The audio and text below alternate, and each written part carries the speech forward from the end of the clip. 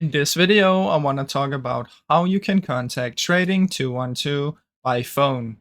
Now, you should use your mobile app for this, or you can use the website, but just know that currently right now on Trading 212, there's no direct phone number that you can call. However, there are some workarounds what you can do. So the first one would be going to your account and clicking on these three stripes. Inside of here, scroll down until you find Contact Us. Inside of here, you will find this page and you will press start new chat. Now, most likely it's going to connect you with an AI at first. See if the AI can help you. And if it cannot, what you can do is just tell the AI you want to speak with an agent.